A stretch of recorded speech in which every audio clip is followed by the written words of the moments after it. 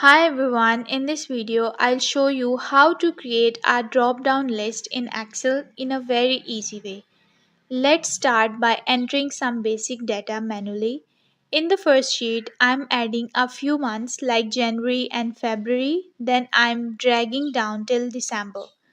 Next to that, I'm adding a profit 1 column and adding numbers like 1200, 1350, 1600 and so on. And in next column profit 2 I'm entering amounts like 1500, 1400, 1540 and so on. Then I create another column named department where I want to select a department from a drop down list. Now I switch to the second worksheet by clicking the plus icon at the bottom and type the department names.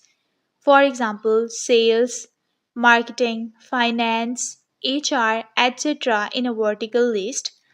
Once that's ready, I go back to the first sheet and click on the first cell under the department column. From the Data tab, I choose Data Validation. In the dialog box that appears, now I'll select List as the validation type, then set the source to the department list from the second sheet. After clicking OK, a drop down arrow appears in the cell, and now anyone can easily pick a department from the list.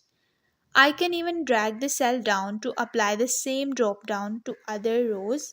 It's a super handy feature to keep data clean and consistent.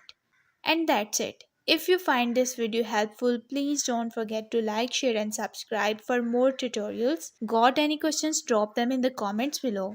Thanks for watching.